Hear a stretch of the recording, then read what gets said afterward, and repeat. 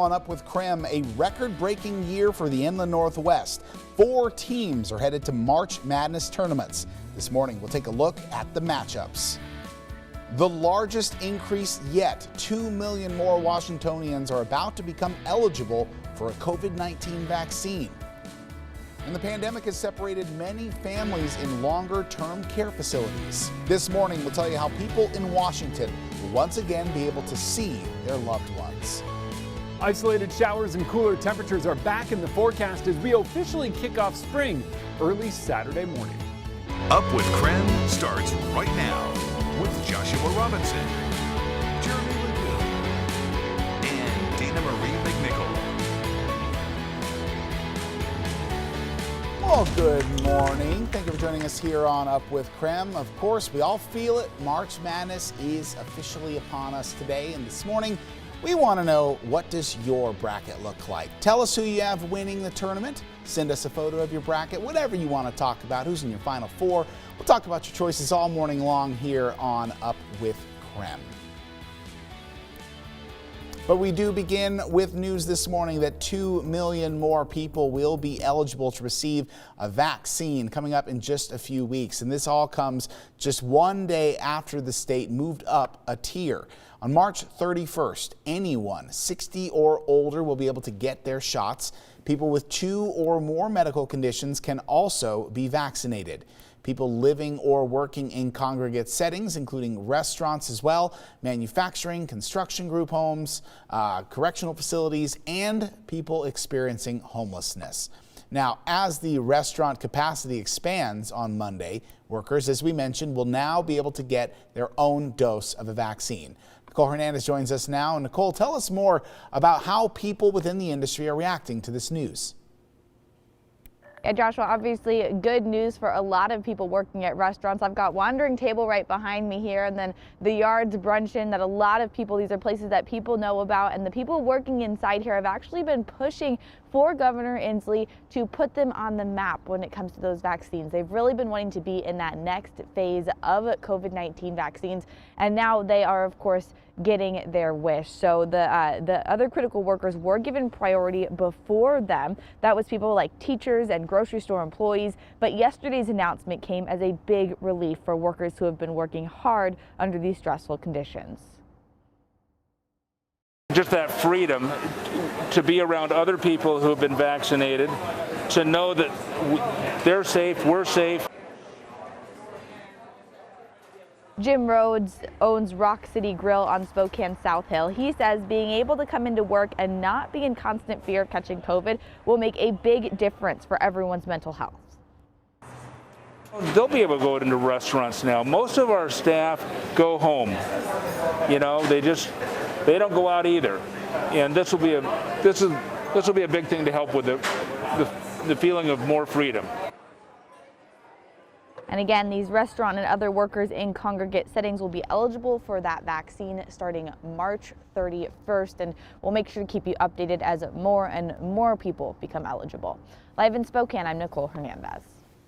And of course, coming up this morning here on Up with KREM, we're going to tell you more about how Washington is preparing to enter phase 3 in just 3 days. That'll be up in our next half hour of Up with KREM. We'll tell you what you can look forward to reopening. But with all that news, we also want to make sure we shift our attention outside as we check in with Jeremy Lagoon standing outside right now. It still doesn't hit me, Jeremy, that it should be this dark right now. We were just starting to see the sunrise at the 6 o'clock hour, you know? I know, just a week ago it was light right now, and here we are sitting now still about an hour away from sunrise. So come on, let's catch up. It doesn't take long though. A few weeks from now, we will actually be light right now, so it doesn't take long for us to get all of that daylight back. We're sitting comfortably at 42 degrees right now. We got a couple of light sprinkles here on the top of South Hill, kind of just enough to make me go, shoot, wind and sprinkles, why'd I wash my car?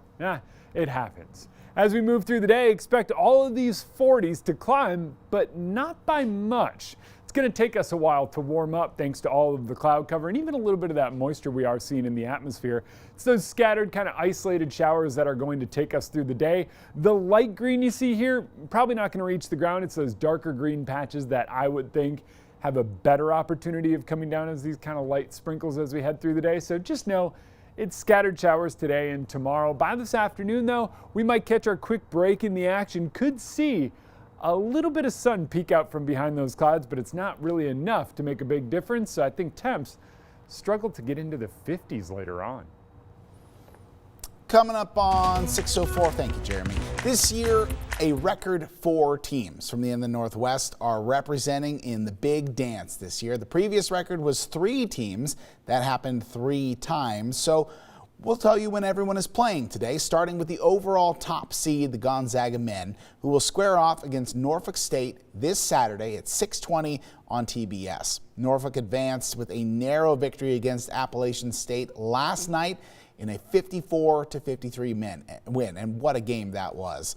The Eastern Washington men were also awarded a 14 seed this year during the tournament. They'll take on Kansas at 10:15 in the morning on Saturday. That game will also be on TBS. Let's look to the women now. The WSU women are headed back to the tournament for the first time in 30 years. They were awarded a number 9 seed. They'll play a number 8 seed in South Florida. That takes place on Sunday, and it'll happen on ESPN2 with tip-off at 6:30.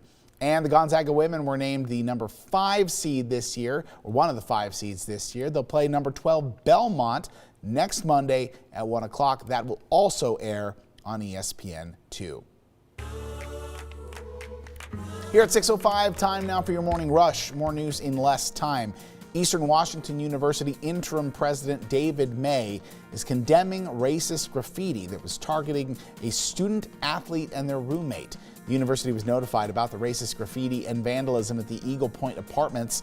And May followed that notification by issuing this statement. Take a look. He says, "My most fervent wish is that the victims somehow find some healing and some peace. That is my number 1 concern. But a close second is that the individuals responsible for this shameful and deplorable act are found and dealt with to the fullest extent allowed by law or university police. Anyone who knows anything about this graffiti or vandalism is asked to report it to either Cheney or university police." We also have an update this morning for you about a story we brought you yesterday on Up with KREM as breaking news. Thanks to Spokane police, one police officer, a local priest escaped that fire that caused extensive damage to St. Charles Catholic Church. The priest had just come back from visiting family in Argentina and had slept through the entire incident. I slept through everything, and this just pounding the window. I woke up and he says, "It's on fire." School will be canceled again today at the elementary school. SPD Major Crimes Unit is now investigating the fire as a possible arson. Members of the church say as long as they get approval from the fire department, they have every intention to hold Mass on Sunday. Looking ahead to Monday, flags around the country will be flown at half staff. President Joe Biden has ordered this for the 8 victims killed during a shooting rampage in the Atlanta area earlier this week. The president said in a proclamation that flags will remain that way until sunset as a mark of respect for the victims of the senseless acts of violence. Amazon plans to expand its healthcare program, and it could be offered at your job in the near future. The online shipping giant is making it available to companies of all sizes, and if you sign up, you'll be able to do virtual appointments. You also have an option to have a medical professional sent to your home. In Seattle, grocery store workers will get hazard pay. A judge dismissed a lawsuit yesterday that tried to block workers from receiving an extra $4 per hour. Workers at large chains will get the extra money for the duration of the pandemic. That's your morning rush. More news in less time. Let us know what's happening in your neighborhood by using the hashtag #UpWithKREM on social media. Well, a University of Oregon basketball player is going viral today for calling out the NCAA for weight room accommodations at the tournament. Take a look. I got something to show y'all. So for the NCAA March Madness, the biggest tournament in college basketball for women, this is our weight room. Let me show y'all the men's weight room. We're talking about this video that now has over 2.5 million views this morning. That's coming up after the break.